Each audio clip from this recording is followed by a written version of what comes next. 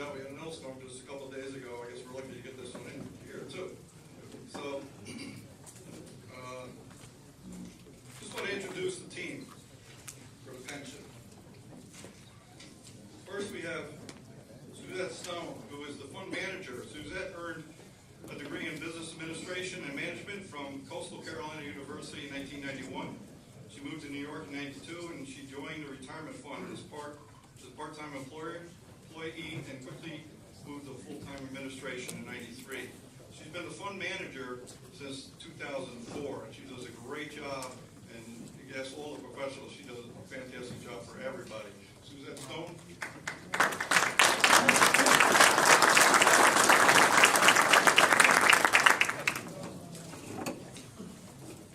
Also tonight, we have the attorney, the pension and health fund attorneys with us tonight from Kerry Kane. We have Walter Kane, Sue Bruno, and Jim Green. From Novak Francella, we got Brian Francella. They do all the accounting and audits. Brian Francella. There's Martin Vincent Lay. Okay, from the Siegel Company. They do the benefit consultants and they're actuaries. If you don't know what actuary is, you're going to ask them tonight. He's going to explain it. So you have Alan Sofji and Brendan Foley. From NEPC, New England Pension Consultants, we have Mike Sullivan. Mike came down, he lives in Boston. He came down today for this meeting. Union trustees, we have Joe Vita, myself, and John Visconti as the union trustees.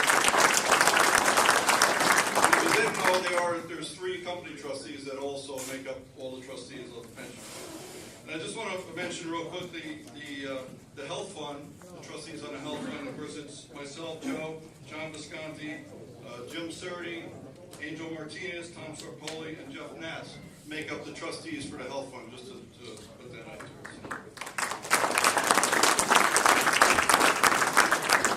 Okay, tonight, Joe Vita will moderate tonight's presentations. Okay, Joe has the most experience, knowledge, and history of this fund than anybody, and I mean anybody. He's been around a long time, and he's been in charge of this for a long, long time. He's got 30 years as a trustee of the health fund. He's got 28 years as a trustee of the pension fund. And Joe is the chairman of the pension fund. So please, we'll start with Joe Vita, and please welcome Joe Vita.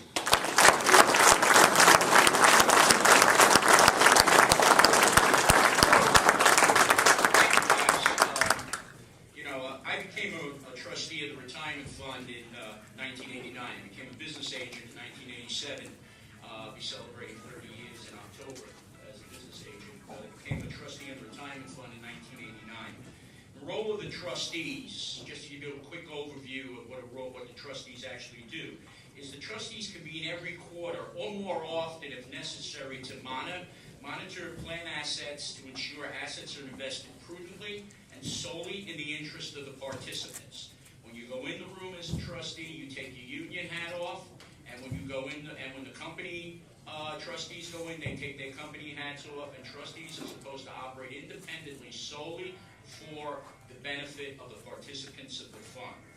We review investment performance every quarterly meeting, or more often if we need to. Over the past few years, it's been more often. We fine-tune investment allocations. We review and monitor all the financials, do that on at least a quarterly basis.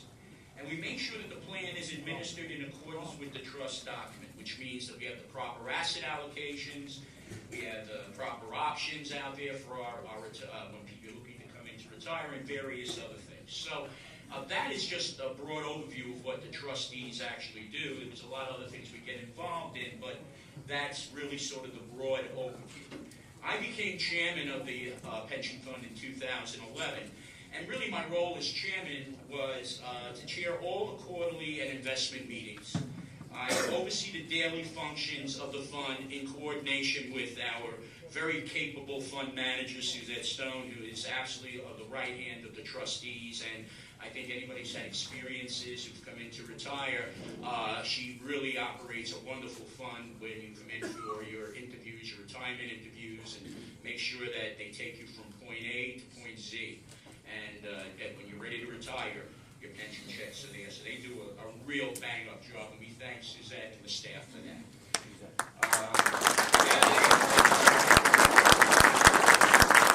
I oversee and co-sign monthly distributions of the retiree payments, your checks.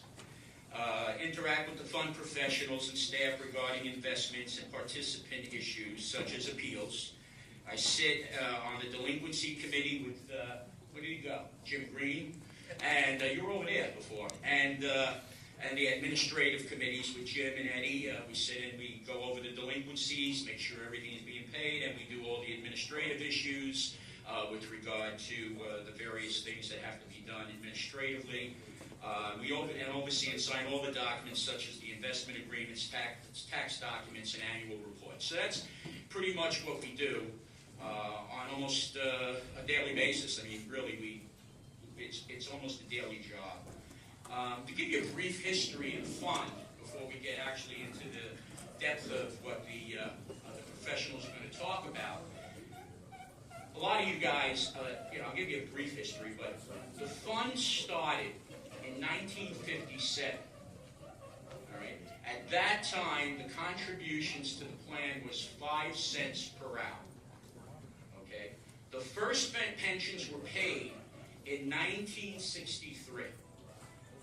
The maximum benefit back then, you had to have 20 years, it was a cap of 20 years of service.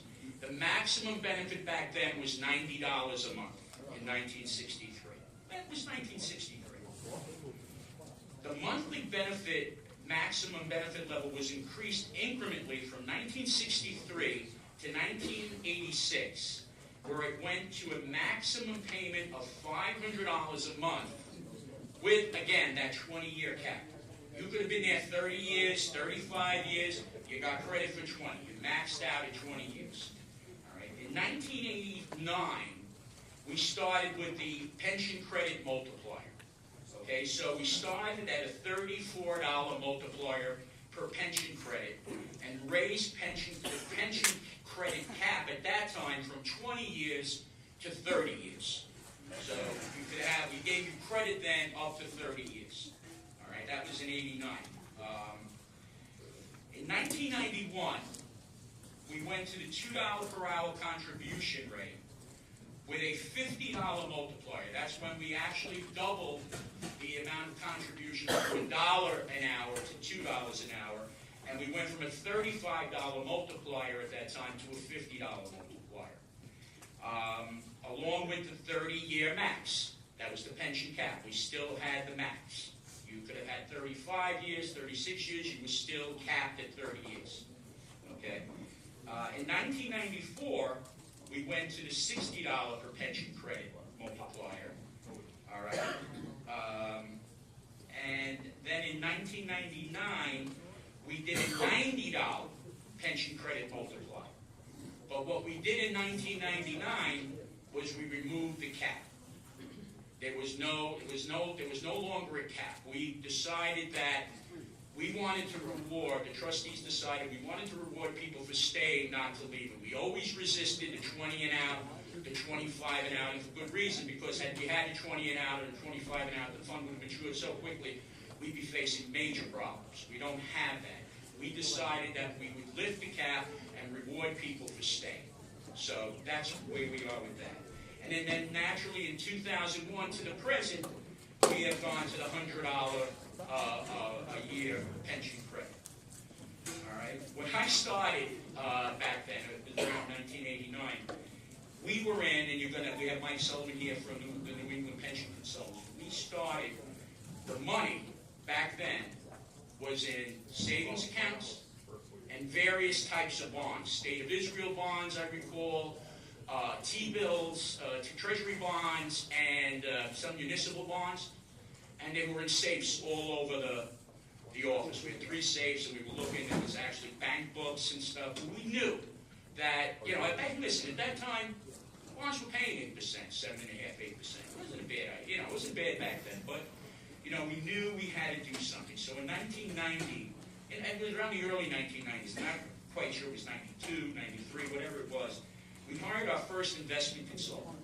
And we decided that we had to diversify funds and make sure that, we were in the right, try to be in the right place at the right time, because we realized at that time that, having just bonds was not going to do it. Just having money in the bank was not going to do it. We had to get into the game, and we had to make sure we were in equities. We figured out the whole diversification, and that's all going to be presented to you tonight. So basically, that's just to lead into where we're going tonight, and the professionals here will walk you through it. But I wanted to give you a little history of where we were. You're going to have a really good, I've seen some of the materials, it's really going to be a good presentation tonight. We really hope you listen and pay attention to what's going on. And if you have any questions, we have no problem. Just do me a favor. Please hold your questions to the end of everybody's presentations. After that, we'll call for any questions that have, and have the various professionals answer whatever questions we can answer for you. Okay? So with that, I'd like to bring up Walter Kane. Walter is a founding partner of Carey Kane, LLP. He has practiced labor, employment, and employee benefits law for nearly 18 years, and has been actively involved in the labor movement for 25 years. Prior to co-founding the firm, Mr. Kane was an associate of Vladeck, Waldman, Elias, and Engelhard, PC, where he represented unions and employee benefit plans. Before attending law school, Mr. Kane was an organizer and then a business agent for Local 144 Hotel, Hospital, Nursing Home, and Allied Health Services Union of the SEIU. He also worked as an assistant director of the Irish American Labor Coalition for Human Rights in Northern Ireland. Prior to attending law school, Mr. Kane was a commercial truck driver for 5 years. On behalf of unions, Mr. Kane negotiates collective bargaining agreements, arbitrates disciplinary and contract interpretation disputes, deals with internal union matters, and conducts anti-corporate campaigns. He has handled matters before the NLRB, NMB, OCB, PERB, I don't even know what these are, but OATH, DOL, EEOC, New York State Division of Human Rights, and the New York City Health and Hospital Corporation's Personal Review Board. Mr. Kane has represented multi-employer plans and unions in many industries, including trucking, warehousing, municipal and voluntary hospitals, nursing home building service, newspaper, retail, manufacturing, airline, logistic, freight, he's done it all. Construction, security, and clerical. Walter, you've been very busy. So without further ado, I'd like to introduce Walter Kane. Thank you.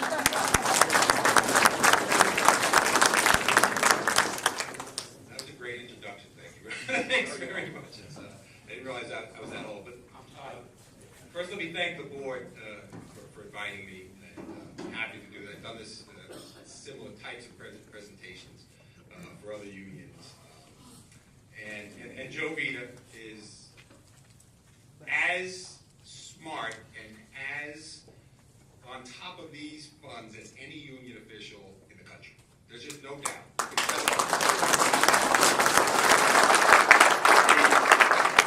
He could run the fund. I mean, he really has that much knowledge, and it comes through.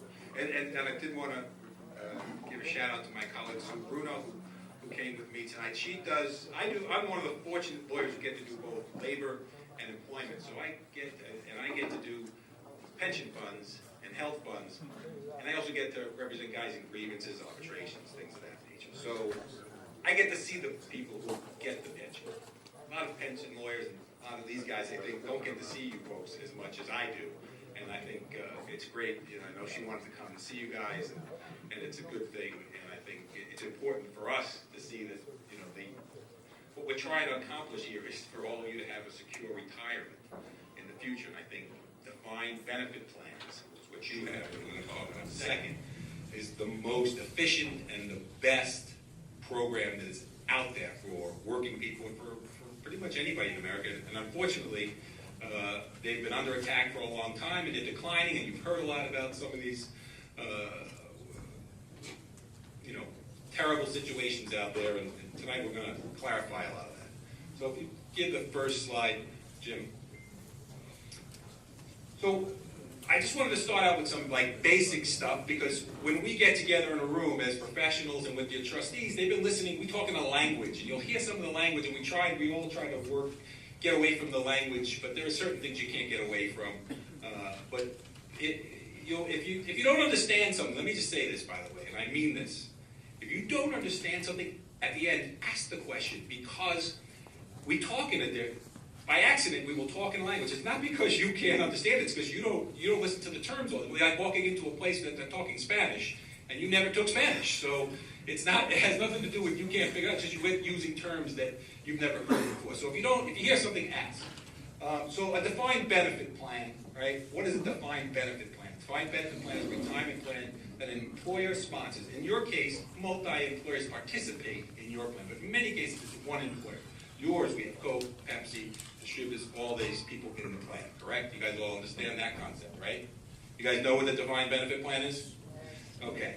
So these benefits are computed using a formula that considers factors such as the length of employment and the salary history. The company, in our case, not the company, but the plan, administers the portfolio and investment risk for the plan, meaning the risk is on the employers in your plan. And we'll see the difference between that and the defined contribution plan. Right? There are also restrictions of when and what method an employee can withdraw funds. Typically in the defined contribution plan, people can take loans, and unfortunately often do, and it affects their retirement because they wind up borrowing their own money, they don't make money on their money, and they wind up in a shortfall. And you'll see some of that later on. A defined contribution plan is a retirement plan in which a certain amount or a percentage of money is set aside each year by a company for the benefit of its individual employees, as opposed to a pool like you guys have, right? The defined contribution plan places restrictions that control when each employee can withdraw these funds without penalties. The most popular defined contribution plan, I think you all know, is a 401k, correct? Agreed? Okay. So defined benefit plans. Let's go to the next slide. So this is a slide, and it says, I have a little pointer here. Right? What? Hold on a second. So the question, CNN Money, just how common are defined benefit plans? Like, so who has these plans, right? You know a lot of people, I'm sure you know a lot of people have a 401k, right? But you probably don't know anymore too many people who have what you have. And that's one of the reasons why I'm in this meeting, because you need to understand the difference and what you have. So this says not very, right? The percentage of workers in private sector whose only retirement account is a defined benefit pension plan is now 4%. So 4% of the people have, by the way, what I call a defined benefit plan is what I would call a retirement plan. A defined contribution plan, a 401k plan, was really meant to be a savings plan, not a retirement plan. But you'll see what happened.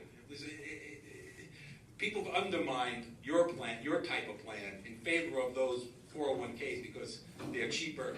The employee faces the risk, and it's been, in my mind, there's a retirement catastrophe coming down the road, and it's already starting to see. And you see that in our politics. You see people out there now who are very upset. They realize, hey, I don't have anything safe, and I'm in trouble. So 4% of people have, down from 60% in the 1980s. So when some of you guys started working, think about it. Everybody had them. You know, your neighbors had these plans, right? People had them. It was expected that a company was, hey, you spent your life at a company, you put your hard work in, they were going to take care of you in the future, right? Now it says, meanwhile, few employers still offer traditional pensions, typically industries with strong, what? Union presence, such as airline. I said before, a lot of these plans are run by companies, they gave the plan, but they didn't negotiate with the union. So the minute the plans become too expensive, they just take them away. They don't fund them, and they take them away. So now, because unions have been in decline, right, these plans are under attack, and we're losing. And when you're that small, the government and other people don't pay much attention, and they start to lose focus on our type of plan, because we don't have not as many people involved, right? So they're not worried about you as much, politicians and others, right? As this is kind of seeped away from the non-union workforce, the numbers in the unionized workforce is like 70% of union-wise workers have a defined benefit plan. The private sector, in non-union, it's almost non-existent. Next slide, please. So here's the trend, right? 1970, could you roll that up just a little bit, Jim? Is that possible? The years, there you go. So 1975, which is 1974, guess what was introduced? The 401k. So the 401k plan gets introduced, and it's sold as this panacea to people. Take your own money, invest, you'll all be millionaires. Go in the market, you don't need to be in these other plans. Take your own. It's all about you, the individual. Hell with the unions, take your own. And so those plans have climbed, like I said, up here, while our plan, the defined benefit plan, has just continued to sink. Go to the next. Now let's talk about what is a defined, now what's the difference, right? Let's look about what's the difference. Well, this is a defined contribution plan. This is the average amount. That at the average, and this is the median amount, right? In 2015, the average amount in a person's 401k is $96,000. That's what they're expected to retire. The median, now that's high because people who make a lot of money, people who make 200, 300, people who make a lot of money, they eat the lion's share of this. So when you look at how many people, the median is how many people have, 50% of the people have less and 50% of the people have more. That number's down to 26,000. Now, in fairness, that includes everybody. So you have your younger people, your older people are in that median, right? So some of the accounts would be low because I'm in my 20s and I'm just getting started. Go to the next slide, please. So here I look at, so let's look at what's the difference when a median 401k balance is for retirees in the country and your income brackets. For people who earn between $40,000 and $60,000 a year, the median 401 account is $105,000. Their prediction is that that's a 74. They use 80% of replacement income. So they're saying if you wanted to, in your retirement, they would like you to replace 80% of your income, right? That's a decent number to try and match. So this is what the shortfall is of the 80. 74% is the shortfall between, and it's that plus your Social Security for these folks. For the next group of folks, these two, which is more many of you guys would be in, ladies, people who earn between 60 and 80 401 account at 65 is 170,000. And for people who make 80 to 100, the median retirement account is 250, and they're 58% and 36%. Now that might look like a lot of money. Go to the next slide. Now, roll it up. So here's the local 812 pension plan for retirees at age 60, which is $3,600. And you look at what they were just talking about, a 401k plan, which I took the median between somebody who was like $80,000 a year, $90,000, was $200,000.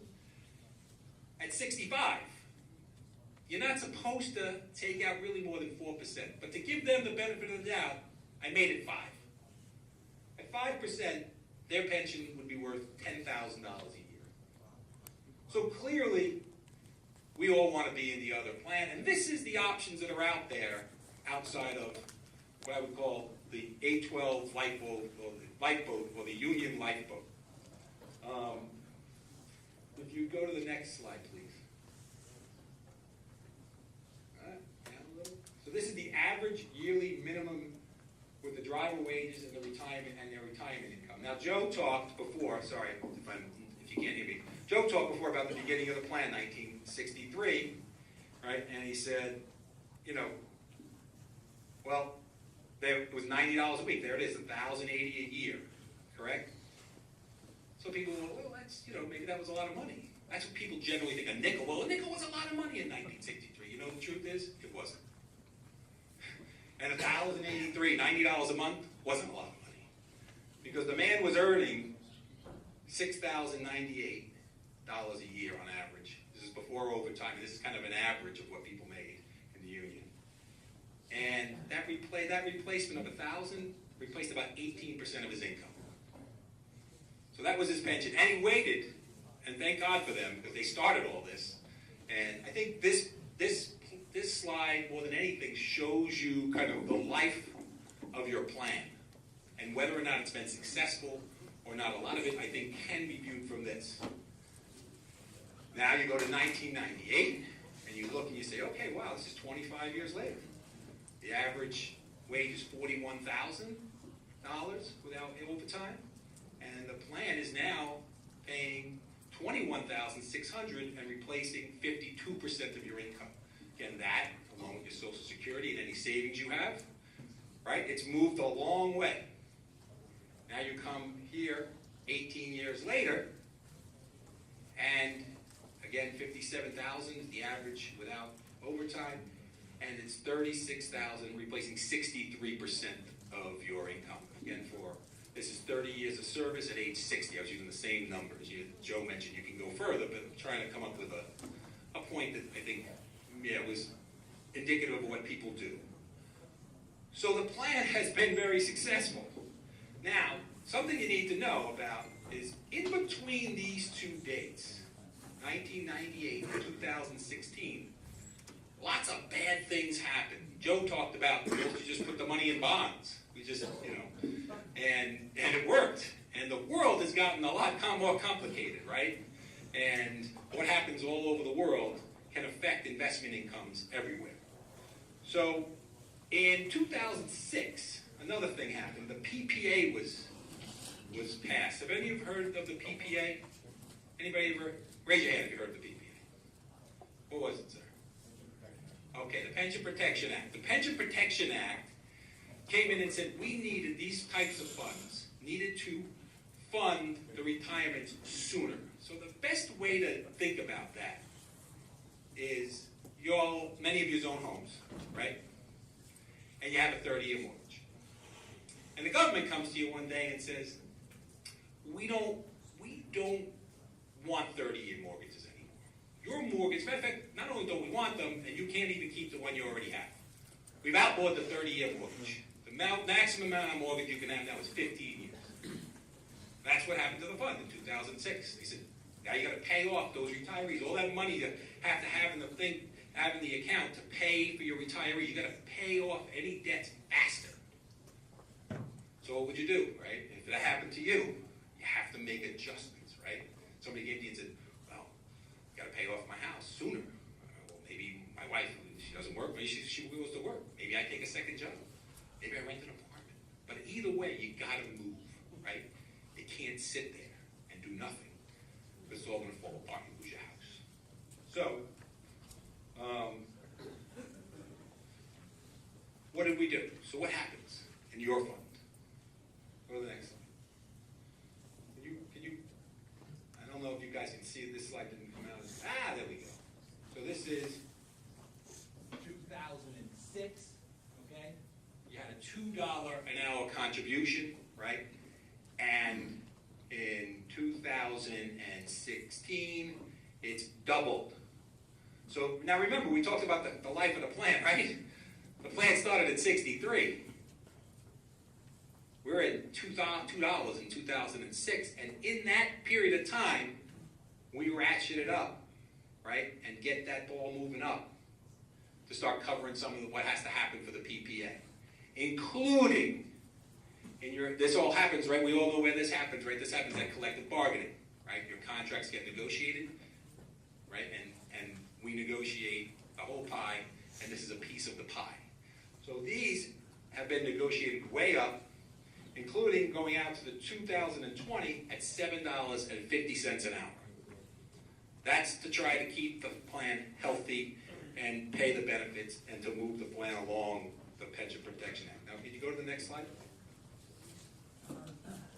So I thought that it would make sense to kind of look at this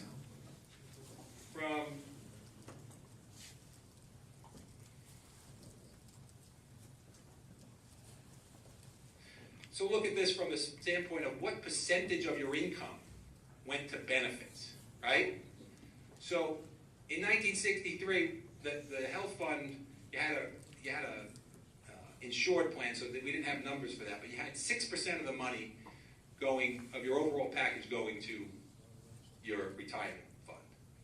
In 1996, you had 13% going to your health fund and 8% going to your pension fund. In 2016, as you can see the slices of that pie? It's getting bigger and bigger and bigger, right? Your retirement fund contribution is now at 14%, and your health fund's at 16%. In 2020, the projections are that the health fund contribution will be 16%, because you'll see later that there's been some real progress done in your health fund. I think many of you know there was issues years ago, and that fund has been a real success story. And 17% will go to your pension fund. Now, I'm going to tell you, you guys have heard about these plans that are in trouble, right? You've seen it in the newspapers, right? And 707, which is right here in the neighborhood, and some of the bakery funds. Now, there's a publication that comes out. It's a Pension Rights Center, and it lists the plans that are in trouble. They're called, in the red zone, the other professionals go into this, but they're called declining plans, right? They're declining. They're going to go out of business. And it's produced here. And one of the key things to a declining plan is not, investment income has a lot to do with what we're doing and what's important. But I think more important is the collapse of the membership and the union and the participants going into a plan. You've heard about central states, right? We've been reading about that trouble out there for years, hundreds of thousands of people. Well, there's 4 retirees for every 1 pensioner.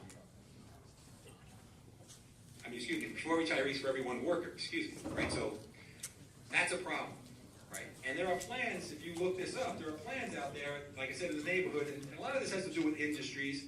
Here's the graphic communications industry, right? Printers. People don't use printers as much. They have 8.8 retirees for every person who's still working in the industry. Now, one of the reasons that in my experience, that we lose density in industries, right, is when they're not collapsing, is these numbers in some of those plans are at 50% or more. So 50% of the person's money is going to pay contributions. Some contributions out there for plans that are no richer, some poorer than yours, are $12, $10, $12 an hour, because they're so broke and because they have so few people left. So they're paying out benefits for 1,000 and they got 250 guys. Paying out benefits for 5,000, they got 2,000, 1,000.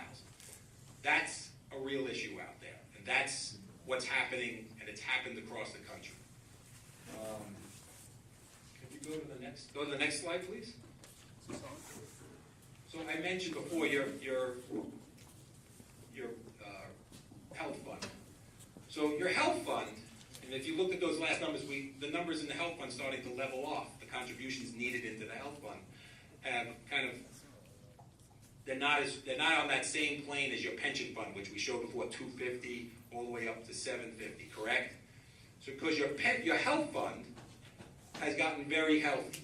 I didn't think of it. So in 2008, your fund was down to about $5.7 million in the fund, and today, slide that to it's up to, I think this was February. It's $35 million in your health fund, and I know somebody will probably tell us what that means in number of months that you have in reserve, but you've had a tremendous amount of your health fund's very, very healthy, and I think it's important.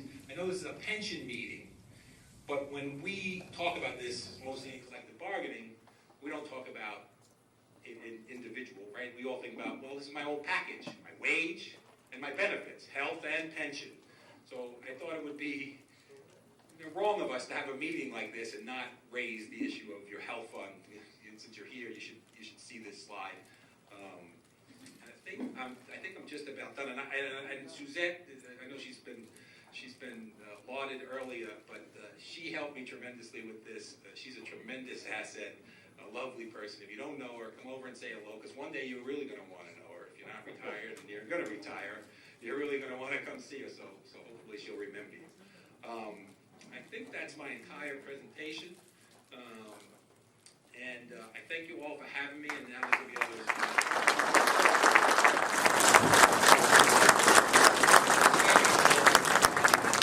Walter referred to the 401k and the defined contribution plan. How many people here how many retirees do I have here tonight?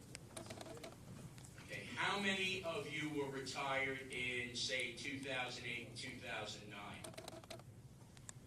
How many of you lost your benefits because of the collapse of the stock market? Every month your benefit came. People were destroyed with 401ks back in 2008, 2009. They lost everything. They had to find jobs. They went to work at McDonald's, Home Depots. That's why we fight as a union and the labor movement itself to support these type of plans, because the benefit is a guaranteed benefit. Okay? Well, in 2008, 2009, we had a decision to make back then. What do? We lost almost half the assets of the fund with the collapse. There was no place you could put the money.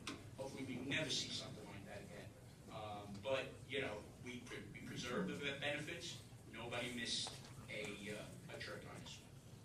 So that's something that I think.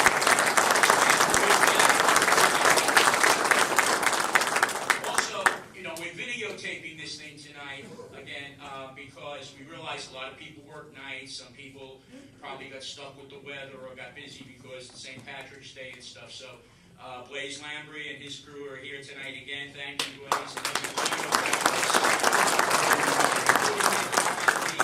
On the webpage and on the Facebook page. So anybody who's not here, or even the guys here tonight who want to refer back to it, it'll be there for your reference. Okay. The next group up is Siegel. I have Alan Safji and Brendan Foley from Siegel. They're coming up, and these are the actuaries. These are the guys that put the numbers together. These are the guys that get everybody nervous about critical zones, including me, and everything else. And they're going to try and explain to you in English exactly what they try to do and what's going on. Now, Alan Safji is the vice president and consultant in Siegel's New York office. He works exclusively with multi-employer clients, consulting on health, pension, and annuity fund issues. He serves as part of the consulting team for several large multi-employer clients. He has worked at Siegel since 1996. Prior to joining Siegel, he worked for 3 years in the pension industry, and Mr. Safji graduated 1993 magna cum laude from the State University of New York at Albany, where he earned a BA in economics and was inducted into the Phi Beta Kappa Honor Society. That's freaking amazing, Alan. I don't know how to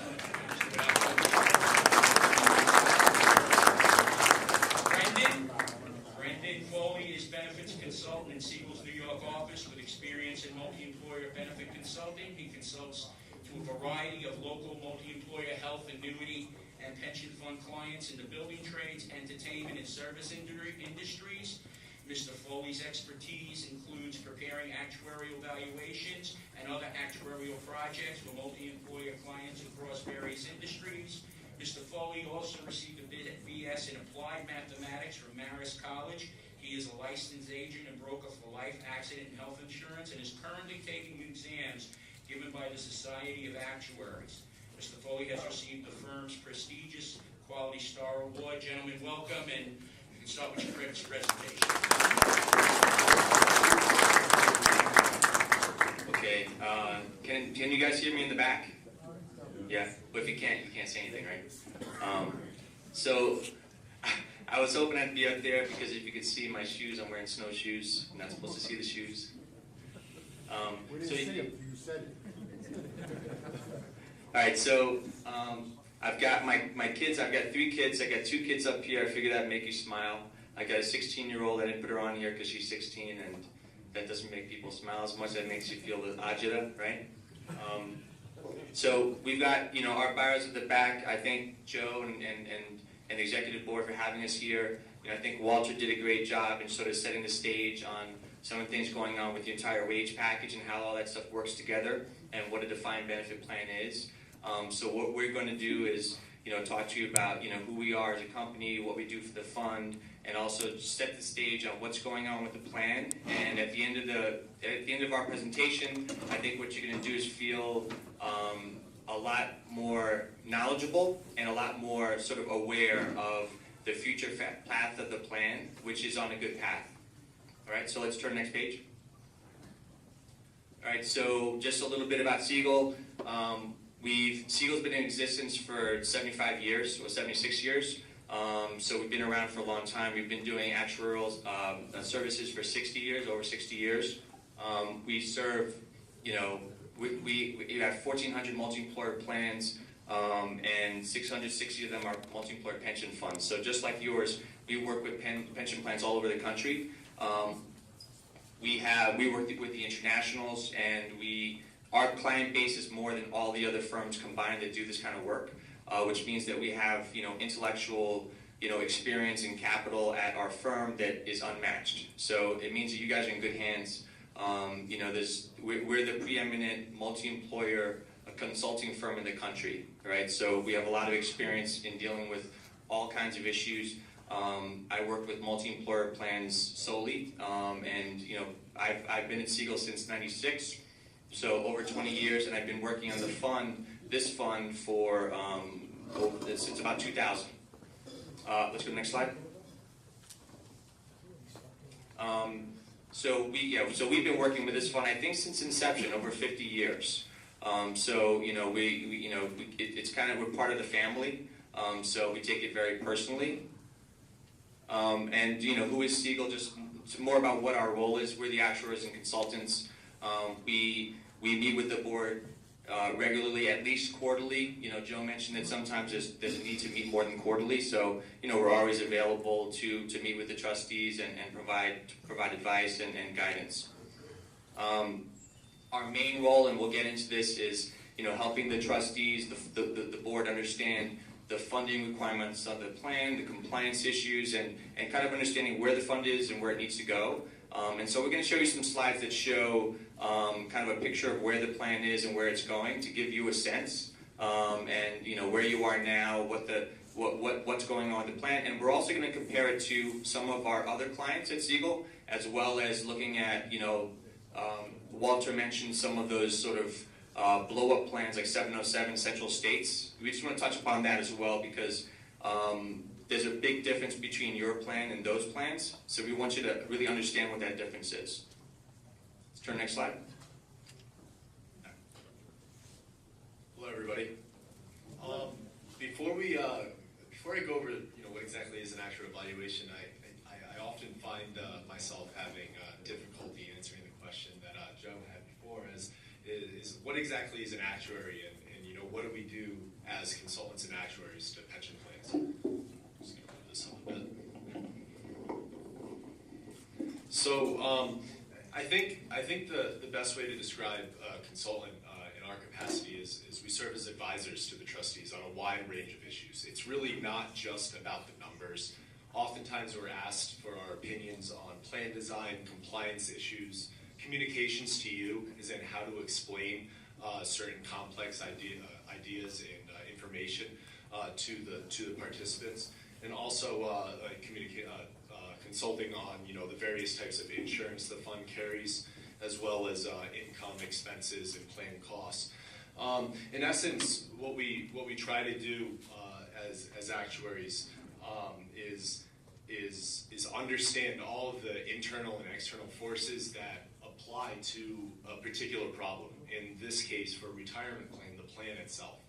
So whether it be collective bargaining, investment forces, compliance, regulatory, demographics, or completely unexpected events such as the 2008 financial crisis and 2001 tech bubble. Those are things that we try to take in, understand, and develop a solution for going forward. Any solution that an actuary puts together is under constant review and ever changing. The circumstances in our world are always changing. We always have to adapt and adjust for those changes. So that really, in essence, describes what an actuarial evaluation is. Particularly for a plan, is we take in all of the participant information. So literally, from Suzette's office, we get a listing of every single person that is a participant in the plan. We understand everything about them demographically, how many service credits they've had, what their age is, what their accrued benefit is, and how many, whether they're retired or whether they're a beneficiary. Then we apply the plan provisions to each and every one of you. And then we take in financial information from the fund's accountants. How did we do financially? How much money did we take in contributions? How much did we pay out in benefit expenses? We measure that against what we think was going to happen, actuarial assumptions. Every year we have a set of actuarial assumptions, and that's how we develop projections into the future. We have expectations of what's going to happen every year. To the extent we meet or exceed those expectations, that's factored into our new projections for the year, which is revised every year according to actual results. So then the output is actually more like a 70 or 80 page report, and that's the core work for an actuary, the annual report. It's a required report by ERISA, and there's many different things that come with this. The first, and what's probably the most visible to you, is your zone information. That's what Walter was speaking of, the PPA, Pension Protection Act. With this, we have red zone, yellow zone, and green zone. And then there's also this account we call the funding standard account, which is really just a government-mandated measure of contribution requirements. And then there's also additional disclosures, withdrawal liability, which pertains to your fund, which is what happens when an employer decides at the bargaining table that they're not going to participate with your fund anymore. They can't simply just walk away from a plan that has unfunded liabilities. They have what's called a withdrawal liability, and they're assessed their obligation of what's owed to the plan. And then there's also solvency, which for your case isn't really a conversation that we're having all the time because we're not looking at any solvency issues, but we do look at solvency nonetheless because it's an important factor in the ongoing ability for a plan to continue to pay benefits.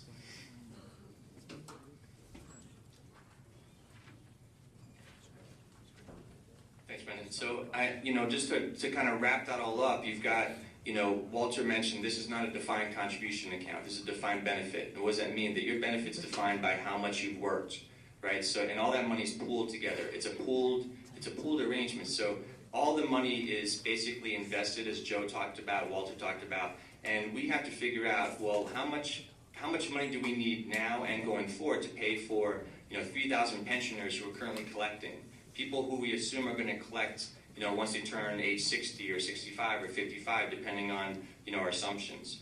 How much money will we need now? How much money will we need 5 years from now, 10 years from now, 20 years from now, 30 years from now? So that's really the meat of this actuarial evaluation process. Brendan talked about what we do, the technical aspects of it, but the real goal is to make sure that are we taking in enough money now in order to fund everyone's pension that is currently collecting a pension, as well as everyone that's going to be collecting a pension next year, 30 years, 40 years into the future, right? So that you can imagine that's pretty complicated, right? There's a lot of things that go into that. There's a lot of assumptions that go into that, right? So we assume how long people are going to work, when people will die. We have to assume that people are going to die and then their payments will cut off. It's part of our process, mortality. How much investment return you're going to get. So all that stuff goes into there, and then we develop this big report, and we talk to the trustees about that. All right, let's go next page. Okay, so we wanted to get back to, press one more time. So Walter touched on this. You guys are reading about, kind of horror stories. And I know maybe 2 weeks ago there was a Newsday article. I think it was on the weekend. How many of you guys read that article? So that article probably made you feel pretty uncomfortable, right? Just in general. And those kind of articles, they're sensationalistic. They're kind of they're giving one point of view. But in the end, the funds that they talked about in that article, they're in trouble, right? So they mentioned 707. we had 10, I want to talk about Central States and 707. Press one more time. So what are the main issues affecting those two funds? There's similarities between the two funds. Press one more time. All right, so the main issue, the result of the issues that Walter talked about, you have declining industries, right? Central States decline, 707 decline, not as many people working. And what does that do? That means that, the fund doesn't have enough money coming in. So they have solvency issues. Brendan mentioned our fund, 812, there's no solvency issues. We're not running out of money, right? So we do those projections, and we're going to show you a solvency projection that shows you that this fund is actually projected to earn money each year and rise each year. So we're projecting that the fund assets are going to grow every single year based on our assumptions. Press that one more time. All right, so what happened with these two funds? Central States is a huge fund, right? We're talking about billions of dollars. So I'm sure you guys have heard about, I'm sure, Hoffa has been talking during the election process. Hoffa was talking about Central States a lot. There's a lot of stuff about Central States. And then this article in Newsday mentioned Central States. The biggest issue with Central States, which is shared by the 707 issue, is what Walter talked about.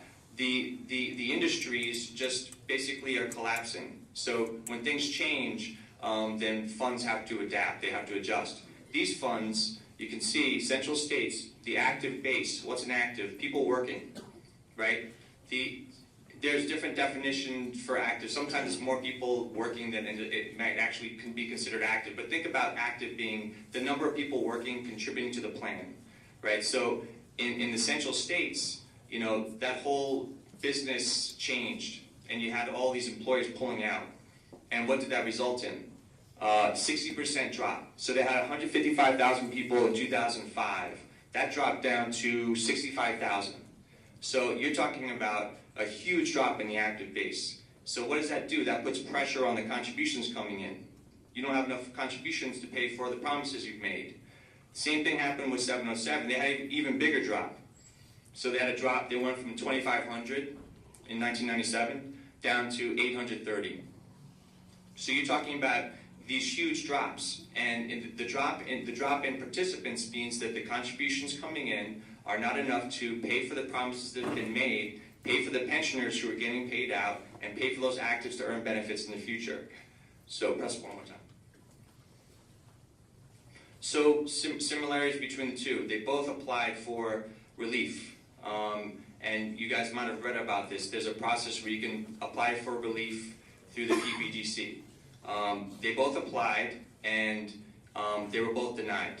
They applied a little bit differently, and they were denied for different reasons. But basically, the way to think about it is, they applied to take action on their own, and they wanted to avoid going to the PBGC, which is an insurance agency that basically is the insurer of last resorts for these kind of plans. And their applications were denied because you could say that they waited too late. It was too late for them. The PBGC could not, approve their application because their horizon to solve their problem was too short, right? So if they applied years ago, then maybe they would have had a chance. But this whole application process didn't exist years ago. Only one plan in the entire country has been approved to date in this kind of suspension application stuff. I don't know if you guys, there's no reason for us to talk about with you guys because you guys aren't facing that issue. You're solving your own problems, your own issues. You guys are solving your own issues, and we're going to show you that. Let's turn next page. So, the question is, what's going to happen with these two funds? That's where the similarity ends a little bit there. Central States, we don't know what's going to happen. I think there's some machinations going on. Maybe there'll be some legislation. The United Mine Workers, it looks like maybe the government might reach out and help them. Maybe there's a way for the government to help Central States. We're not sure what's going to happen with them, so it's uncertain. And I'm sure you guys have heard a lot about this because it's a big issue with the Teamsters. There's people on both sides of the issue, and a lot of people are going to get hurt. It comes down to actual people who are either getting pensions now who are going to get cut, or people in the future having, expecting a bigger pension than they're actually going to get. And, that's going to change a lot of people's lifestyles. Next slide. So what's happening with 707, which I think was in the Newsday article, 707 is actually they're getting assistance from the PBGC. The benefits have been cut down to, a floor level. So basically, their benefits are, your benefit each year is worth about $100, right? That's the multiplier. Well, their benefits getting cut down to, in round terms, $35 a credit. So $35 a credit, and the PBGC is loaning money to that fund to make these payments. So this is a situation that these two funds are dealing with. Central State's not there yet, they still have money, but 707 doesn't have any money. They've got employers paying money in still. They're using that money plus the PBGC's money to pay off their benefits, and that's what's going to happen forever into the future. Right? So that's where we don't want to be. And the reason why we're talking about these two funds is because they're very different from what's going on with 812. The one similarity is that they are known as being in the critical or red zone, and your fund is in the critical or red zone. But their funds are in the critical and declining. Critical and declining, much different. And Walter mentioned that term declining. Declining meaning that their solvency is going down, they're running out of money. Let's go next slide. Okay, so we talk about solvency. What is solvency? Well, solvency is just looking at your assets. The assets you have in the fund, are they going down or are they increasing? And those two funds we talked about, their solvency, if you looked at a picture of their solvency, 707 would be below zero, and Central States is billions of dollars. They have billions of dollars of money, but their solvency is projected to go down towards zero. So this is 812 solvency. This is our solvency right now. You see 2016, we're projected to go from $400 million all the way up, and this is only a 10-year projection, but you can see that we're rising towards $500 million. So that's the picture you want to see. That means you're healthy. That means you're building, right? That means that's a sign of health. That's one sign of health, right? Next slide. Okay, so press it one more time. Okay, so one of the strengths of this fund is your active base, the people who are working, right? That active base has remained, pretty consistent over time. And what we show here is, this is one of the charts from our valuation report. What we're showing here is that the active base has declined a little bit, right? We went from, press one more time. We went from about 3,200 actives down to about 2,830, 2,850. One distinction, there's about 3,000 people who are actually doing work every year. So let's say there's 3,000 people working, but the way we define active is a little different. So the difference between, the 2,800 we have in our active count versus the number of people actually working, we don't count somebody as an active until they actually earn a pension credit. So, if in a year that someone starts, if you earn 400 hours, let's say, you'll 400 hours, you'll earn 4/10 of a credit. But we're not going to count you as an active until the next year. Once you earn a full credit, 1,600 hours, then we'll count you as an active. So that's the difference between there. But the main thing here is that the active base has stayed relatively flat, which is great. We'd like to see it growing, but in this environment, that's difficult. But draw the comparison between this picture and the picture from Central States and 707, 60% drop in actives, 67% drop in actives. Here, almost flat, right? All right, so what we're comparing here, the chart on the right, we've got actives, but we also have people who aren't working. So there's two groups of people who don't work who we have to track in the plan. So one group is called an inactive. Pay stats. Okay, one group is the people who are getting pensions. So what we're tracking here is that the number of people getting pensions has increased over the past 9 years, so by about 500. So that's what you'd expect, right? People retire, and over time you're going to have more and more people who are getting pensions, right? So that's the picture we should be seeing. Press one more time. The third group is what we call inactive vesteds. So the lines on the right, we've got the actives on top in yellow, We have the pensioners and pay status in blue, and you can see the pensioners and the actives kind of crisscrossed, so they're about equal. The number of people getting pensions right now is about the same as the number of people who are working, right? The third group of people that we track are called inactive vesteds. So what is that? That's someone who's worked enough to get a pension in the future, but they're not working right now. So someone, basically think about it as someone who worked 5 years at least, but for whatever reason, they went to do something else. Maybe they got disabled, maybe they decided to go to another part of the country, maybe they decided to do some other job. But at some point, once they reach retirement age, they'll get a pension. So we got to track that third group of people. So why are we showing this? Really, well, we want to show you that there's three groups of people, and we look at, we compare the number of people who are actually contributing to the fund, the actives, and then we compare that to the people who are not contributing, the non-actives. So that includes the people collecting, the pensioners, plus the inactives. And that ratio, there's one person working for every 1.8 people who are collecting or going to collect. That's a good ratio, right? I think Walter talked about some of these plans that are in trouble. They have 7 pensioners collecting for every 1 person working, right? So this is the sign of a healthy plan it's maturing, right? At some point, the ratio was different.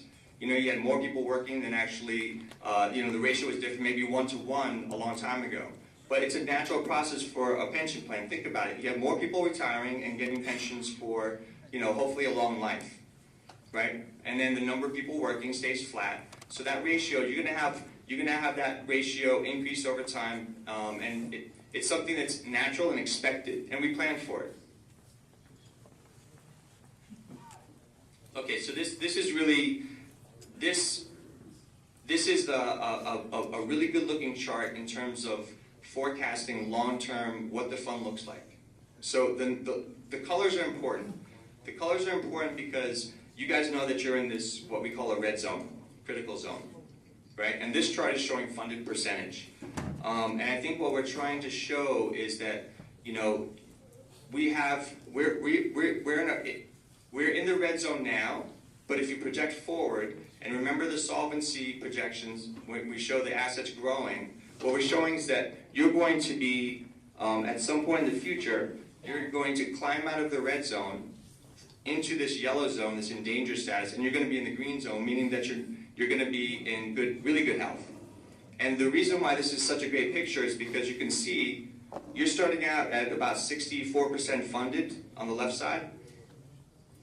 If you look to 2034, I know it's a long way away, but if you look at 2034, you're going to be 100% funded if all our assumptions come to the fore, right? So we talked about the fact that, look, we make a lot of assumptions: investment, how much people work, when people die, how much people will collect. But this picture basically should give you a sense that, the plan that's been made, the increases in the contribution rate that Walter talked about, all of that is coming together, and it's going to take a while for that to actually gel. But you can see we're nothing like those other funds. Those other funds are going down. We're actually going up, right? Next slide. All right, so we talked about, we wanted to give you an idea of what's going on with other plans that we work with. And we talked about the fact that Siegel is one of the biggest consulting firms for these kind of plans. So we did a survey, and we surveyed about, let's say, 350, 360 plans. And what this chart is showing is that very few plans have actually moved out of their zone. So we talked about this concept of zone. You guys are in the red zone. The next zone is yellow zone, and then green. So what this is showing is of 360 plans, 4 plans moved from yellow to green, right? So they improved their health. 3 plans moved from red to yellow, and 1 plan moved from red to green. So what does that tell me? It really tells you that, it takes a lot to actually exit one of these zones. It takes a lot. So of the 360 plans we looked at, there's only a few that actually this year were able to climb out, right? So plans, it takes a long time to get out of these zones.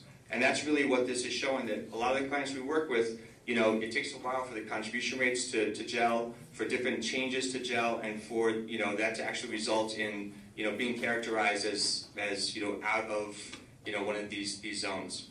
Next slide. Okay, so this slide, I think what I want you to understand is that most plans had to change their benefit, right? Most plans in the red zone, they actually, one of the things they were forced to do is they were forced to bring that accrual down, that multiplier. So you guys have a $100 multiplier. In your plan to get from red zone out of red zone, that multiplier wasn't changed, right? We kept the $100 multiplier, right? You guys know that's a big win, right? Not to decrease the amount of money that you guys are earning, right, is huge. And what this chart is showing is that only 31%, that middle bar, 31% of the plans that are in the red zone were able to solve come up with a plan where they only put contributions in. And that's the category you guys are in. You guys are putting in 50 cents every year, right, over a number of years, and all of that's going to compound, and that's going to help you get out of this red zone. And only a third of the plans that are in red zone were able to do that. The small bar in the top, benefit reductions only. Only 2% of the plans were able to get out of their problem with just reducing their benefits, right? But the majority on the bottom, 74% of plans had to do both. They decreased their accrual rate, the multiplier. They decreased the multiplier, your $100 multiplier, plus they wanted more money. They had to put in more money. So they did both. So it's a great place to be in where you're able to actually just increase the contribution rate to resolve your problem long term. And you go back to, well, how were you able to do that? Well, because of the strength of the active base. Your actives stayed constant. If your actives were dropping, you wouldn't have, we would have had to look at another solution. But since your active base is staying so stable, then we're able to adjust this with contribution increases, right? And it's a good long-term plan. Next slide. So just to wrap it up, looking ahead, and what I want you guys to, we'll take questions at the end, but what I want you guys to take from this is that the plan that you have in place is working, and you see the charts that, the assets increasing and the funded percentage increasing. That's exactly what you want to see. And if we saw something different, then we'd have to do something else. We'd have to consider, course corrections. So what are we going to do? We're going to continue to monitor the fund, and we talked about our role. We'll continue our regular discussions with the board. And as Brendan mentioned, we're problem solvers. So if we have to adjust, then we adjust. We present options to the board, and the board adjusts if it needs to. But the plan we have in place is a long-term plan. And it's working so far. And we talk about course corrections. If we have to make a course correction, then that's what we need to do. You guys know that we've been able to address the issue with contribution rate increases, okay? But you saw that the majority of plans are not able to do that.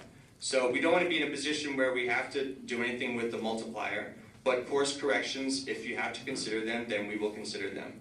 But so far, so good. The plan is on pace to get us where we need to be.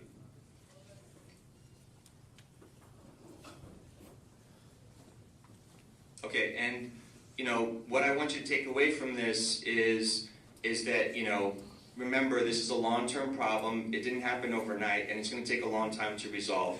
And we showed you, it's a long time away, 2034, to be 100% funded. But to be sitting where you are now, and understand that if everything happens the way we assume it's going to happen, and then we actually have a chance to be 100% funded, have as much money in the bank as we have promises out there. And imagine the strength of the pension fund and just the union in general, once we get towards that 100%, right? Along the way, 2034, let's say, we get 100% funded, hopefully. Along the way, our plan is to get out of this red zone in 2026. So, 9 years, 10 years, it's a long time, but the pension plan, we talked about the fact that we're calculating to make sure that we have enough money to pay for pensioners now as well as pensioners 30 years from now. So think about the life of the pension fund is it's a lot. It's meant to last forever, right? It's kind of like a tree, right? Trees, they just keep on growing every single year. So this is the life of the pension plan. 10 years is really nothing, And so we have a 10-year plan. We're going to climb out of red in 10 years. If the investments do better than we assume, maybe we get there sooner, right? And then, we talked about that sort of, the light at the end of the tunnel. If we continue to meet our assumptions, then we actually are projected to be at 100% funded. And I think that's it's a good statement to remember, because I'm not sure if you've ever heard that before or seen the actual path that you're on, right? So I think to see the actual path in terms of how well funded you are and your assets growing, I think those are the pictures that you want to take away from this. And then these are just a couple, before the snowstorm, I didn't know it was going to be a snowstorm, but this is like an old picture of a snowstorm. And, spring's around the corner, although it doesn't feel like it. And, I guess the spring for this plan is a lot further on, but, things are getting brighter, and so I wanted to leave you with this.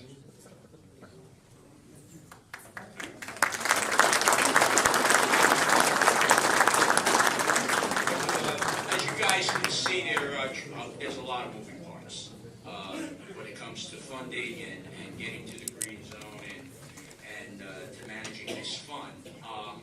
There are, and Alan, correct me if I'm wrong, and Walter, but there are funds, pension funds out there that may have higher funding levels than we have, but are not in the same position that we are in. They are higher, the funding is higher, but they're going to decrease, as our funding may be lower, but we're going to increase. So when you see people, somebody says, well, we're 80% funded, it all depends on what your participation base is and everything else. So, that's a lot of stuff you have to take into account. We also have a responsibility, all of us, which is to protect the work, okay, and maintain the jobs, because that's a big portion of this, to have a stable base of contributions coming in along with the investments. So, we got to work to keep the employers here. All right? We're a service industry, we provide services, but, we got to make sure we keep the production work here and everything else, because that's a big portion of the membership. So, like I said, it's a lot of responsibility, and it's a responsibility for all of us to make sure we protect our pensions, protect our work. Walter and Alan, I believe both mentioned, we went from a 30-year proposed mortgage to a 10-year mortgage on the fund. It was a lot of work, and we had to make a lot of adjustments in order to adapt to that. We always judged the investment managers on a longer period of time, and we really didn't have that flexibility when the PPA came in and said, you got to get this thing done in 10 years. And we had to make a lot of adjustments. And that was a task, quite frankly, that we gave when we hired New England pension consultants and Mike Sullivan to adjust these investments, to diversify ourselves, to try to get the best return we can for the least amount of risk that we wanted to take, that we could possibly take. It's participant money. We didn't want to go out there and gambling, so it's a whole risk versus reward thing. I think Mike may touch a little bit on that tonight. And I just want to introduce Mike Sullivan. Mike joined the New England Pension Consultants in 2006, with his career in investment industry beginning in 2001. Mike's consulting responsibilities since 2006 include servicing Taft-Hartley and public pension funds. He is a partner at the firm and is a member of NEPC's Asset Allocation Committee, Impact Investing Committee, and Small Cap Equity Advisory Group.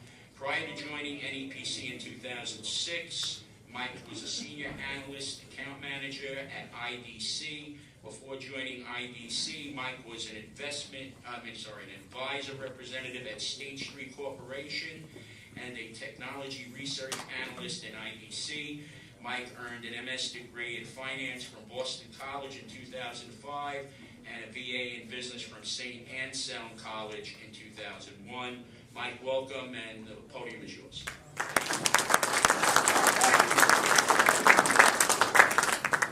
I have to lower the microphone, always a sad move. So on the eve of St. Patrick's Day, you have Sully from Boston here, so consider yourself warned there. And I do have to say, my brother-in-law, who's a firefighter, actually invited me over tonight to watch some of the NCAA games, and then I said, I can't do that, I'm meeting tonight. He said, tonight? I said, I'm meeting tonight. And I said, union meeting. Yeah, you should get that, he's a firefighter. He said, oh, yeah, you're the investment guy that nobody trusts and always talks too long, it's really boring. So my goal is to build up a little trust here and hopefully not be boring. So with that, I wanted to hit a little bit on sort of the firm and who we are, because most of you probably haven't heard of NEPC. So, when you think about investments and finance, it's, the JP Morgans, Morgan Stanley, the big firms, Goldman Sachs. We're a Boston-based firm, so 250 employees, 8 offices around the country. The most important thing I can tell you about our firm is 100% of our revenue comes from giving investment advice. So a lot of the nasty stuff that goes on in the investment world is folks giving investment advice over here and then, stealing that first nickel into the side pocket while you're not looking. So the only way we make money is from giving advice. That's it. And I think it aligns us well in the sense that we give advice to the trustees and they make the decision. I think that's an important dynamic. We're not actually touching your money. We're not moving it around for you. Sometimes, we help. Suzette does all the heavy lifting, but sometimes we help. But we're not actually physically touching your assets. So with nearly $400 million, the last thing you want is somebody moving things that you don't want to move. And I think that's an important note there. So we've bought just under $1 trillion in assets that we provide advice on. So a pretty big business. So despite the fact that we're not a household name and we're Patriots fans, we have a big business. We've been around 30 years, and we have the scale to actually really help out. So maybe jump to the next slide. So a lot of words on this page here. To kind of hit the highlights here, if we start at the top at 12 o'clock, the first thing we do is sit down and talk about what are your goals and objectives. So when you think about your 7.5% required return, that's probably paramount, right? You need to actually make enough money to make benefit payments. And when these other folks talk about assumptions, one of the biggest assumptions is investment return, and that's 7.5%. And I feel like I typically have a bullseye on my head. When we're talking about that number, you got to get 7.5%. So the good news is, as we sit here today, you're probably up about 10% for this year. And over the last 12 months, you're up over 14, 15%. So we've had a good run lately. Other things that we do is help with asset allocation, right? So what's the mix of stocks versus bonds versus everything else? So you have a lot of different assets, which we'll get into. And again, that's something where we provide very detailed, specific recommendations to the Board of Trustees, and they make the decision. 99 out of 100 times, we are giving extremely strong advice about what we think that decision should be, but ultimately it's the trustee's decision, on your behalf. These other things are probably boring, so we measure a lot of different risk metrics and look at the portfolio on a constant basis, produce monthly reports, quarterly reports, and annual summaries. Very crucial item is manager selection. So when we're deciding who we're going to invest with, I don't walk into the room and say you should go buy ExxonMobil stock or Home Depot stock. We advise the trustees to invest with an investment manager. So one of those managers is Eaton Vance. So the trustees hire that manager to actually pick which stocks they're going to invest in. And I think that's an important note, that you have a lot of different investment managers who make those educated decisions. That's what they do on a daily basis. we help with that decision process. So which managers are you going to pick? And then lastly, report on that. And have you done a good job, or have the managers done a good job? Have we done a good job with asset allocation? Sometimes yes, sometimes no. Our batting average as a firm, so it was on the prior page, our clients have outperformed in 25 out of the 30 years we've been in business. Candidly, 2 of those bad years have been within the last 5 years. So sometimes, you'll go through periods where things aren't working. The last year has worked really well. Next slide, please. So I didn't know that we were going to have all of the history back to, I think it was 1959 earlier, but when you talk about sort of the evolution of why you own so many different assets today, if you think back to the 80s, you could have a pension fund that just owned bonds. It was really easy. Bonds were paying 8-9%. We didn't really have to worry about taking risk, and it was a sort of an easy job. I would have loved to have my job in the 80s. And if you think about how that's evolved, it's a lot harder to actually get 8%. So today bonds are paying 2.5%. So basically 10-year treasuries pay 2.5%. That's not enough to do it. So you have to make different bets along the way. And you can see sort of the evolution here as you guys hired your first investment advisor. In the 1990s, you had to buy more stuff. That's the best way I can describe it. So you have to take equity risk. You have to buy stocks outside of the United States. You have to buy bonds outside of the United States. There's a lot of different things that you can invest in. And then that expanded to the 2000s. Now, not every one of these things is going to work all the time. So when the equity markets run, if you think about the last couple of years, the only thing you wanted to own was U.S. equities. Everything else you owned has been a disappointment. It trailed. And there are going to be quarters where you feel like the dumbest guy in the room, and then another year where you feel like the smartest guy in the room. And that's sort of why we advocate for diversification, because if you just own all equities, you lost 40% in 2008. Because you're diversified, you lost less. And that's really the name of the game, to actually reduce the range of outcomes. Next slide, please. So historically, the average union fund, I actually beefed this up a little bit, was referred to as the 60-40 plan. So 60% in equities, 40% in fixed income securities. Now, I even added real estate to make it look a little bit more diversified here. If you invested in this today, you could probably get to 7.5%. We need a little bit of luck. The reason why we think it won't work is, one, interest rates are low. So bond rates are low. It's a lot harder to actually make money. And the equity markets in the U.S. have had a great run. So if you keep betting on the horse that wins the race, eventually that horse is going to get old and tired, and in this case with stocks, too expensive.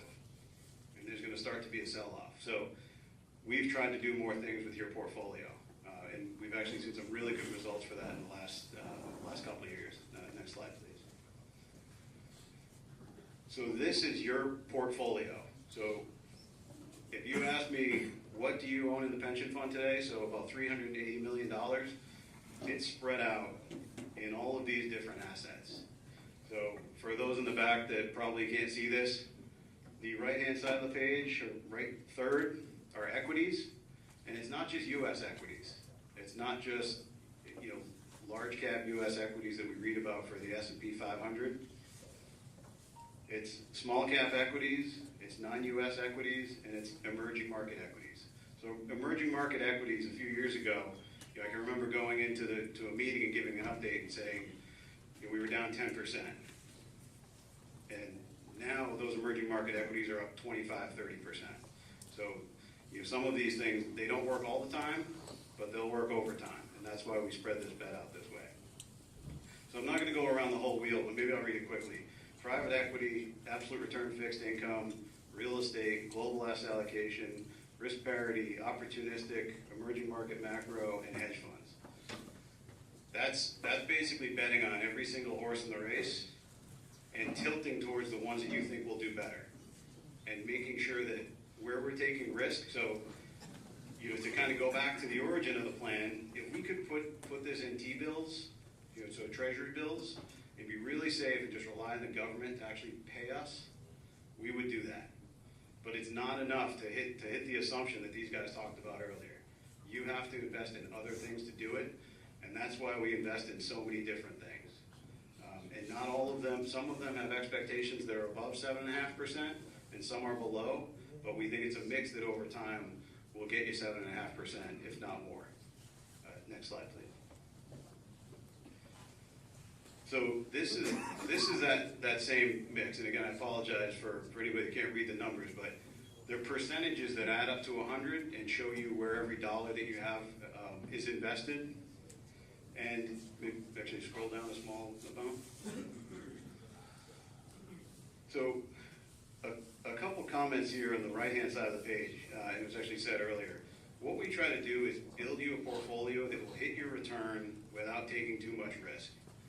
Because I can tell you one of the worst things I can do for my job is to walk into the room and say, you got wiped out, you lost 40%. Because we missed one of the biggest assumptions, and it causes you to sit back down at the table, you know, in terms of, you know, employers, employees, board of trustees, everybody, and say, okay, we need to cut benefits, or we need to increase contributions, which is why we want to eliminate losing money as much as we possibly can, but still reach to actually hit our return objective.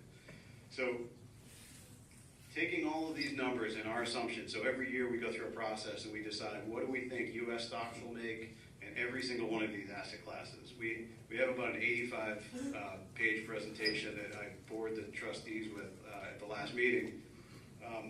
But what the output is we think over 30 years you'll make 7.5%. And it's actually above that. So there's a small note at the bottom that says it doesn't include managers beating their benchmark. So all the managers that we hire, we expect them to do a good job, and we expect them to do better than average. So when they do, that 7.5 actually gets kicked up. And I said this earlier, but don't keep betting on the same horse. The easiest mistake to make in investing, and we saw it a lot in sort of post-2008. So the equity market sold off and a lot of people lost money. And you looked at the guy down the street and you said, all right, he was invested in bonds and he didn't lose that much money. I'm going to move into bonds now. Meanwhile, the best thing to have done would have been to go buy more stocks, because since 2008, it's just gone ripping. So when something doesn't work, you typically want to add some dollars back to that. And when something's not working, you typically want to, when something is working, you want to back off of it a little bit. When something's not working, you want to add to it. And that's something that goes on as we rebalance constantly here.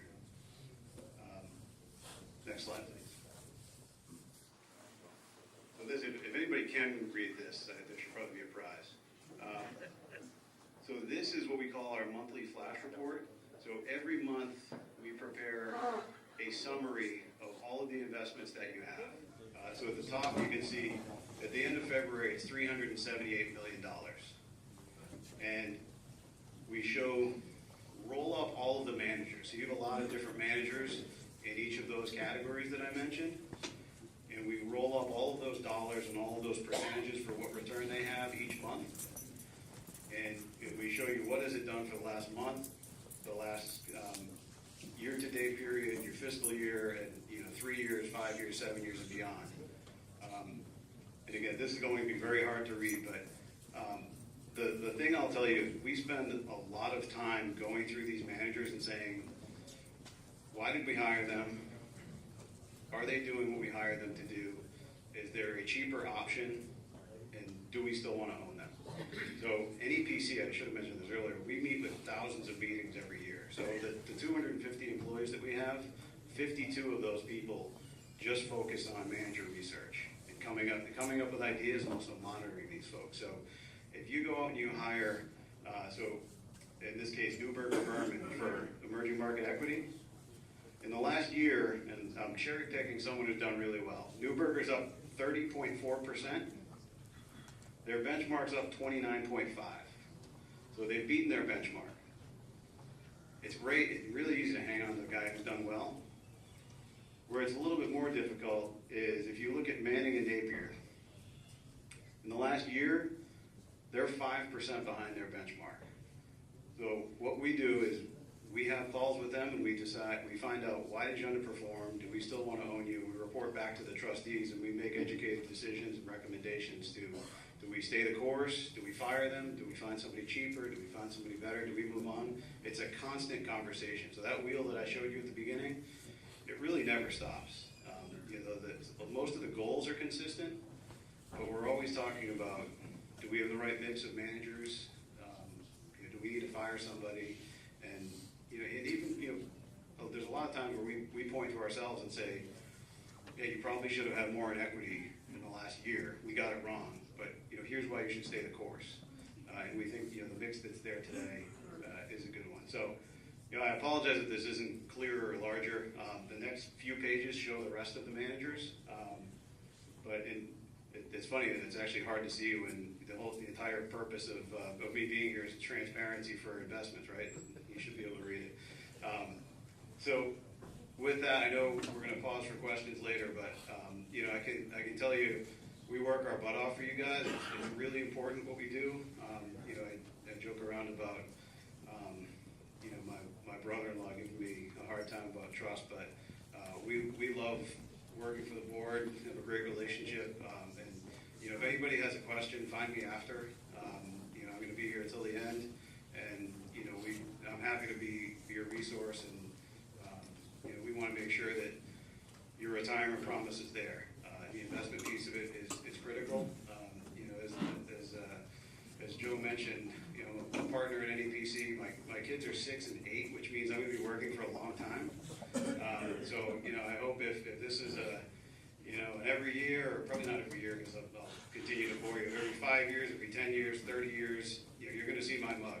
So we appreciate the trust that the board has put in us, and we're going to keep our foot on the gas for you. So thank you.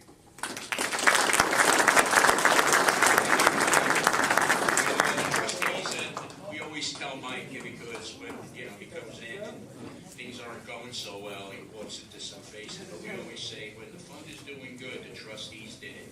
When the fund is doing bad, it's Mike's fault.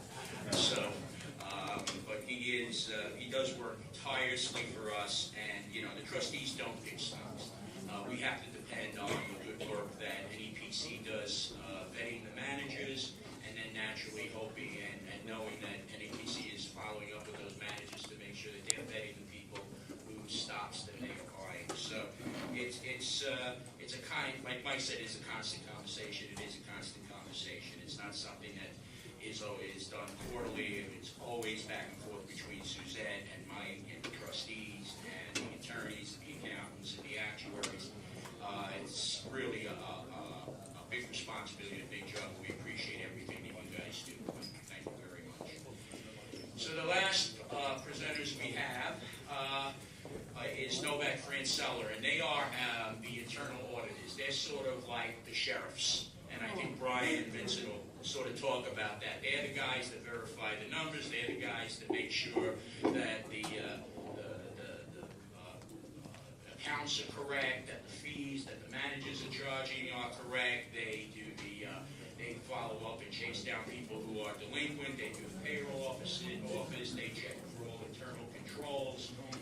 They do all of our government filings. And I don't want to take away completely everything that Brian does, but I want to introduce Brian Franceller first. It is Novak Franceller is the name of the company. I always make it as Franceller Novak. But it is Novak Franceller. Brian Franceller is a partner in the New York office. He has been a practicing public accountant for over 30 years. His practice is with audits of employee benefit plans and labor organization. He is a specialist within the firm on employee benefit plan matters. He is a graduate of LaSalle University and is a licensed CPA in the states of New York, New Jersey, and Pennsylvania. He is a member of the American Institute of CPAs, the New York State Society of CPAs, and the New Jersey Society of CPAs. Brian served on the Professionals Committee and was chairman of the Financial Review Review Advisory Committee of the International Foundation of Employee Benefit Plans. With him is Vincent Lai. Vincent is a manager in the New York office. He is a certified public accountant and has over 12 years of experience in audits of employee benefit plans, labor unions, and nonprofit organizations. Vincent received his Bachelor of Business Administration in Accounting from Baruch College in New York City. He is a member of the American Institute of Certified Public Accountants and the New York State Society of Certified Public Accountants. Gentlemen, thank you. Thank you, Joe. Thank you. That's it, baby. I don't know. Listen, now you're stuck with us, the nerdy accountants up here, right? That's the last ones to speak, the nerdy accountants. But we're not as nerdy as those actuaries. Those dudes are the nerdiest dudes in the room. So first, I want to thank Joe and the board, especially the executive board, for having us here. I think, guys, this is a very fundamental part of the process. I mean, when you guys are working, one of the things that you're really working for is for your retirement. So a lot of the things that are happening here with Walter, with the investment consultant Michael, and with Alan and Brendan, is that there's a whole process that goes in, and Joe puts it all together along with Suzette, the fund office. And all these processes have to come together and have to be managed in a way that kind of benefits you, the participants. All right, because it's very important, and this is a key process. I mean, you're not working. Eventually, you want to retire, right? And it's got to be there. The money's got to be there. And I think Alan has shown you that it will be. Our job, Vincent and I, we have to be there to count it all, to make sure it is there. All right? You go to the next slide, Jim. Is that, and I'm going to be short. I just want to kind of give you guys an overview of what we do, because it is. It's very boring. And some days I'm kind of like questioning myself when I get up and I talk about this stuff. But ERISA requires it. Now, back in 1974, there was a law that says ERISA. All right, and it says that, hey, look, you guys, there's got to be an accounting, there's got to be some kind of accountability or an audit associated with these benefit funds to make sure that you guys are protected, that the money is there. Mike makes my job a hell of a difficult. All right, you see all that stuff up there? I got to go count it, and I got to value it, and I got to make sure it's all in the spot that it's supposed to be. Right? It's not easy. So every year we got to continue to go to school to make sure that it is there and it's protecting and it's valued in a sense that's valuable to you and to the actuaries to make sure that we can make the progress needed for the plan to stay as it is. So, whenever there's over 100 participants, which you guys have seen, we have to do what they call an audit. All right, and an audit means that, as Joe says, we're the sheriff. We look at a lot of different things. And what does that mean? All right, when we do an audit, we go in and we look at Suzette's office and we do an evaluation of the internal controls, which means I kind of calculate the participant, I calculate the benefits that you guys are getting to make sure you're not overpaid or you're underpaid. All right. We also look at a lot of the other internal controls to make sure that there's things in place that there's not something slipping out the back door. Okay. There's a lot of different ways that we kind of look at things. We also, as an audit, we're not also responsible for accounting that money to make sure that it's all there and what we do. And as a result of that, we attach what we call an audit opinion to that. And an audit opinion is saying that, in our opinion, based on everything we've seen, we say that, yes, it is there, that we are the sheriffs, that it is where it's supposed to be. We are independent. We are an independent, we are hired by the trustees, mind you, but we are independent, and our standards dictate that we have to stay independent and be objective in making those judgments, all right? Because our audit opinion stands alone and we are liable for what we say in that report.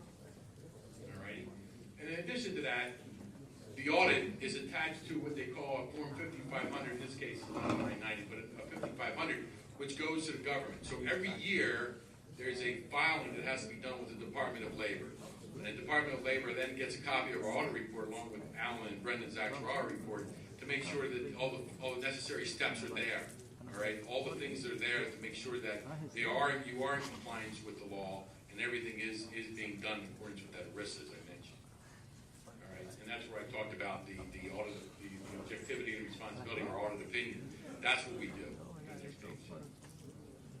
So, in doing the audit, as I said, we test the transactions. We look at the statements. We look at your participant benefits. We look at the contribution rates, all those kind of things. We issue the audit opinion. We do the Form 5500.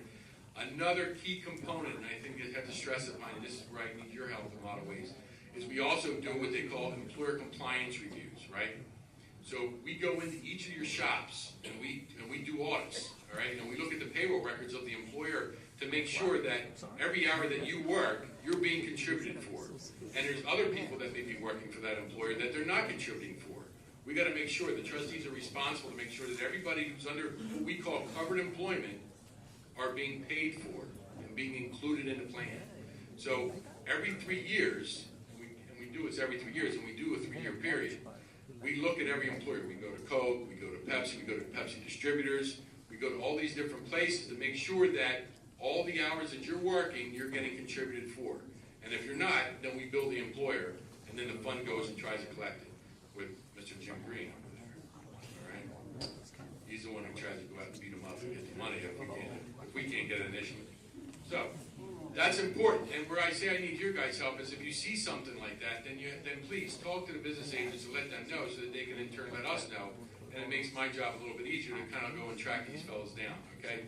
Because there's always going to be some kind of things happening somewhere along the line. They may have forgotten, they may have done certain things, and other people trying to cheat. So, we want to make sure that everybody who's working and is under that covered employment, that they are getting the benefits that they need. So that's one of the key components that we also do as auditors for the fund.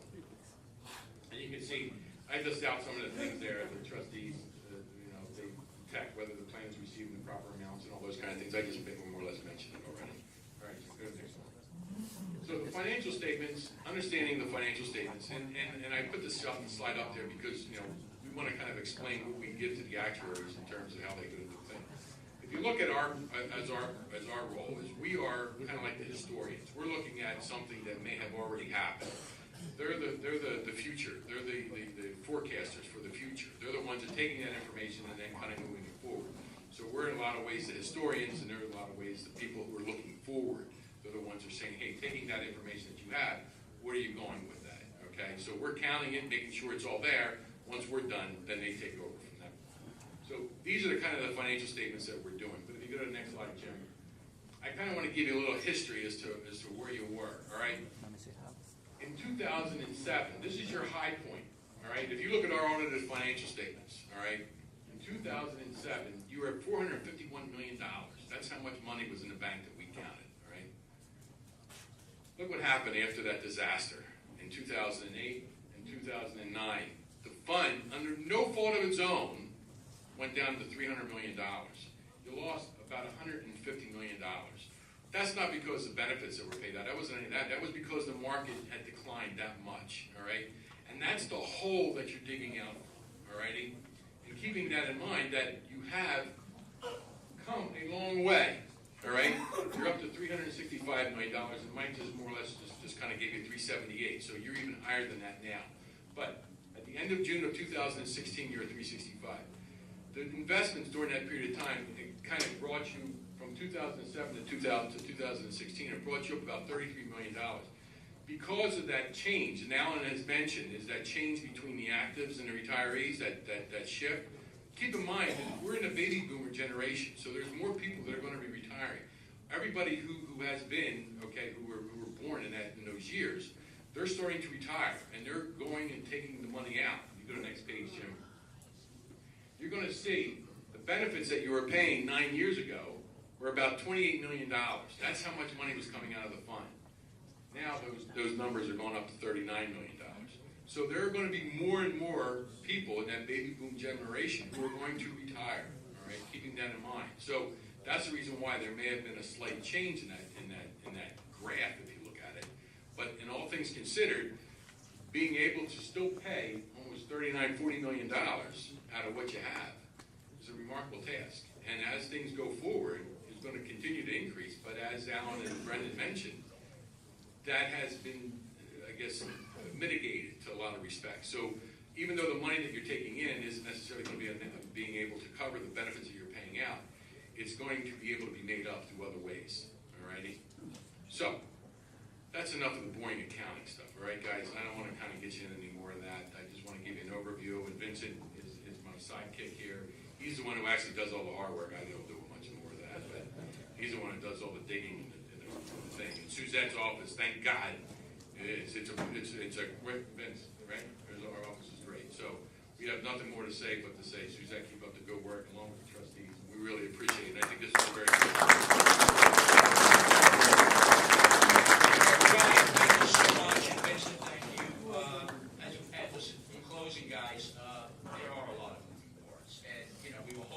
we hope that we were able to shed some light on the fund and brought some clarity to what is going on. We realize it's a lot to absorb. We realize that, we try to give you a lot of information in a short period of time. But I think it's a good step to understand exactly what goes on with regard to the pension fund. It's just not a wall where the money is kept and every month we go in and get the money and bring it over and make checks. It doesn't work that way. There's a lot of different things going on. So with that, I know the meeting has run quite long, but we'll open it up. If anybody has any questions of the professionals, have no problem with that. And I see they turned the heat off in this place. It seems to get cold. Terry? The accountant might have just answered it. My question was actually for Alan in the beginning. You took your chart up that showed we eventually get to green in 2035. I noticed from 2016 to 2019, we were going this way. Is that because of all these baby boomers? Or did somebody put the chart up the wrong way? Because 2016, 17, 18, 19, we're in a downswing, and then you showed us climbing up. Yeah, so there's a couple things going on, right? So Brian showed you that the pension benefits right now are about 40 million, and the contributions into the plan are about 30 million. So there's a $10 million shortfall. How's that made up? That's made up by investment return.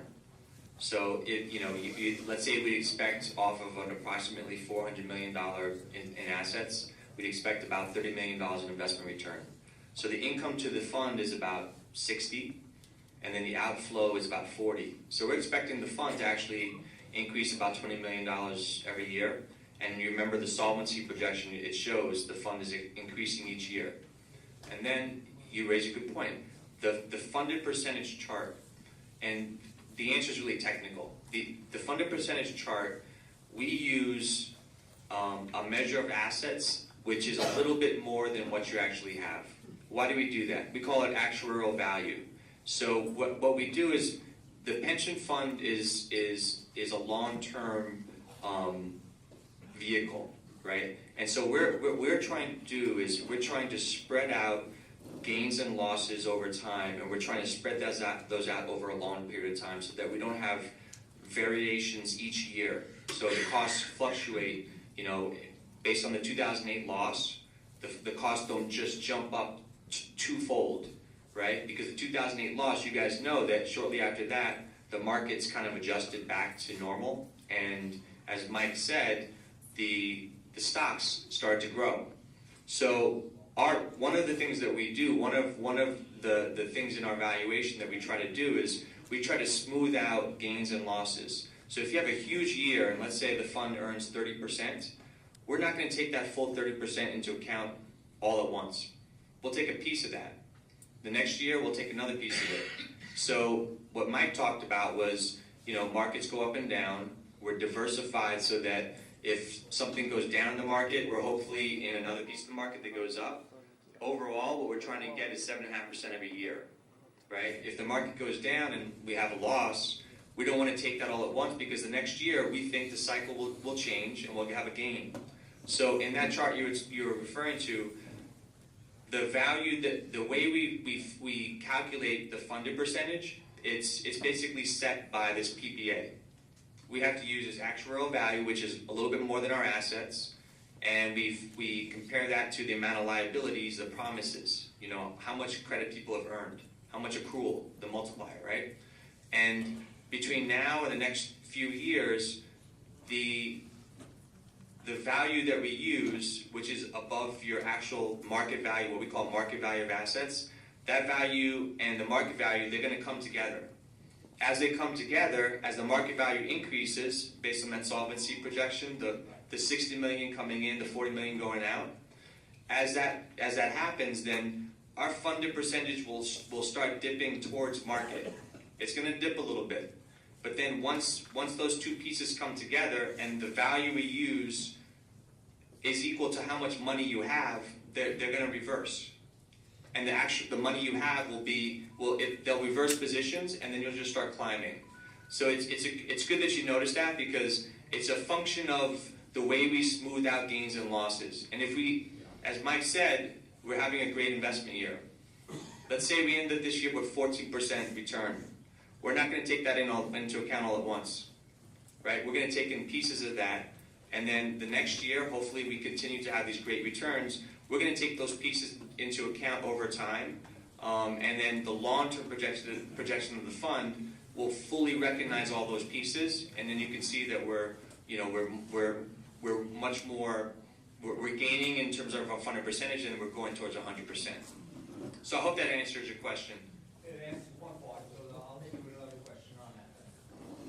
When we get the annual reports from the board showing the shortfall, so to speak, of the pension fund, is that going to show that it's, only because I sit in meetings with the board and I hear guys getting upset that the last year report showed we were at 76%, now we're down to 72. What are you guys doing? Is that going to show like we're going down, so that maybe our members will understand that it's going down because of the thing you just explained, you know what I mean? And it's not really technically going down? You follow my point? Yeah, no, it's a good... People are looking at the value of the pension funds, the numbers are going up, but our fully funded percentage seems to be going down, and everybody looks at the board like, what are you doing wrong? Yeah, so, no, I think the question is perfect, because one of the things that Joe mentioned, and I should have worked this into our presentation, was that you should expect these numbers to act exactly as we just talked about. They're going to go down, and that's going to leave some people with the impression that the fund is not doing well, and the fund is actually in worse shape than it was the year before. But what we're showing you in that chart is that we're going to expect that to happen because of the way we do our actuarial, what we call smoothing. So we expect it to happen, but we know also that it's basically the long-term viability of the fund is actually on the upswing. And then one of the things that Joe mentioned was it's important to know that how well funded you are is only one measure of how healthy a fund is. There are funds out there that are 80% funded, 100% funded, right? And you would think, well, if you're 100% funded, that means you have all the money that you need based on all the liabilities, all the work that people have done. You should be in pretty good shape.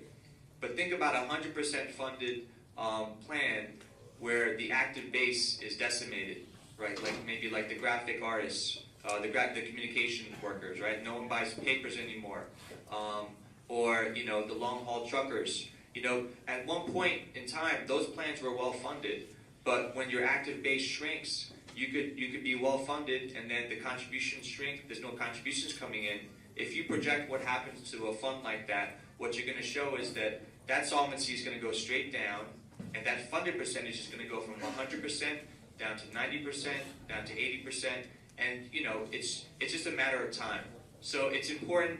We were trying to stay a little bit high level, because we didn't want to get into how each of these measurements affect each other. But based on that question, I think it's important that you understand that you have to look at a bunch of different measurements to really see if a fund is healthy. And I think it's probably something that the board would think about, maybe adding some additional explanatory information when those notices are sent out. Because I know when the notices are sent out, there's a cover memo that tries to give you a better sense of what those notices are meant, mean. Those notices are pretty much set by, the IRS. The IRS has, and the DOL. The DOL tells you, well, you have to put these various different elements in these notices, and to be honest, it doesn't really give a great picture. It doesn't give a true picture of what the fund looks like. It gives a very short-term stunted picture. So when we show you the projection, not just what the fund looks like now, snapshot, but a projection of what the fund looks like next year, 5 years, 10 years, I think that gives you a better overall understanding of what's going on with the fund. Walter, you wanted to add something? Alan, just the 2008 law, how did that affect that chart? Yeah, so That's still in there. yeah, the 2008 loss was such a they call it a black swan event. You ever hear that? It's such an outlier. No one would have ever expected that the market would go down by that much in that short period of time. It affected every pension fund in the country. It affected in a way that required action, and action by the government to allow funds to actually take that loss and spread it over more years. So in general, you know, that loss might have been spread over, let's say, 5 years. Because of the magnitude of that loss, the government allowed that loss to be spread over 10 years. So we're still spreading some of those losses. If we would have recognized all those losses all at once, then it would have made the fund would have been in a position where it would have required so much more money immediately. And that would have been, you know, I think Joe mentioned it, you know, this is a partnership. It's a partnership between you guys working and the employers, right? You can't put the employers out of business because then there's no work. So that partnership basically means that, you know, you need to spread things out and weather the storm. And the government realized that. And I'd say it's rare that the government makes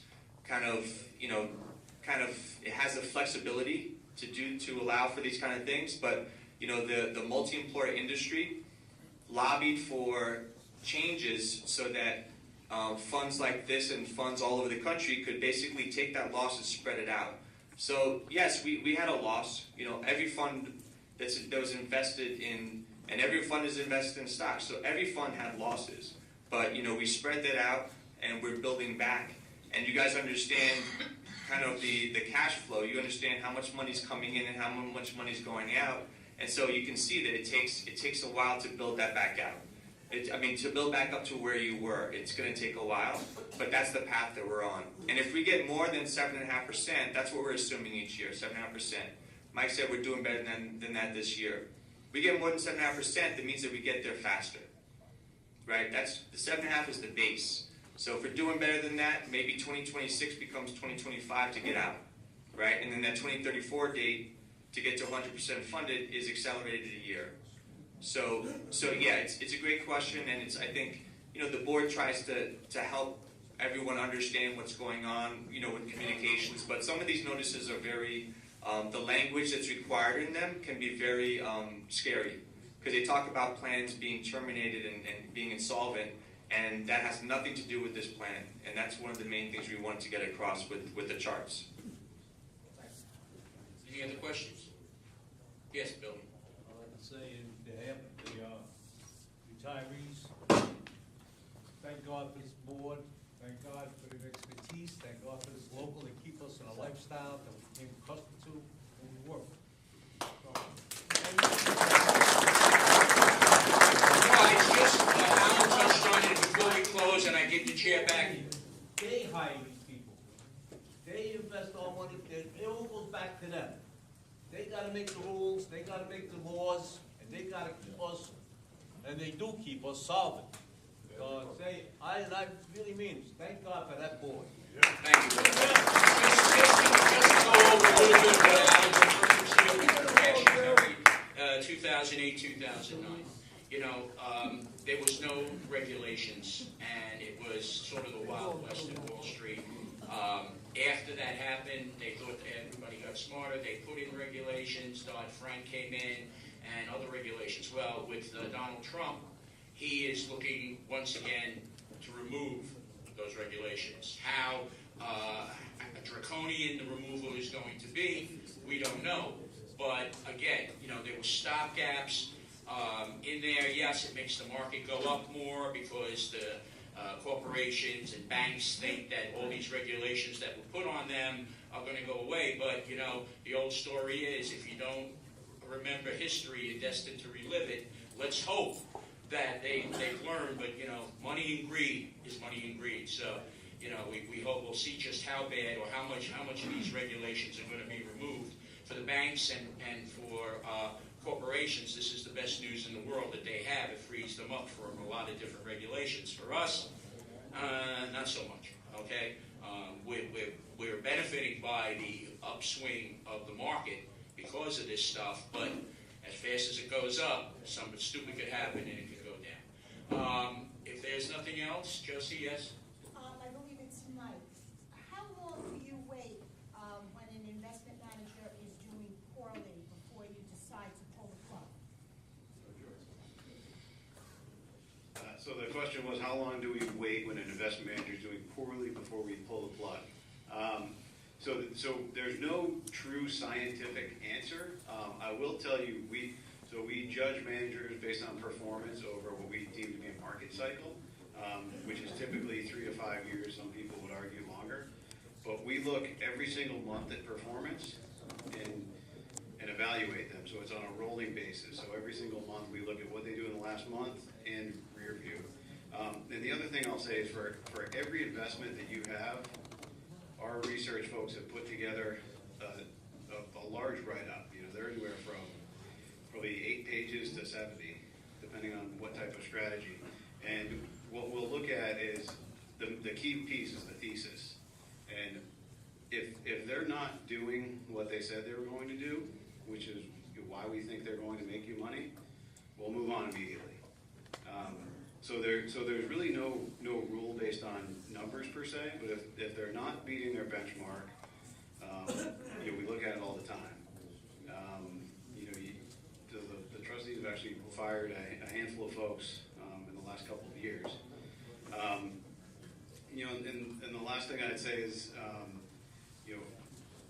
oftentimes, if the thesis isn't broken, you get rewarded for riding it out. We've seen that in some cases too, but yeah, we're pretty bold and we're not shy about saying somebody needs to be fired. But there's really no rule. It's art as much as science. Hopefully that helps. All right, with that, we're going to look for a motion to close the meeting. I thank you all for coming tonight, your participation.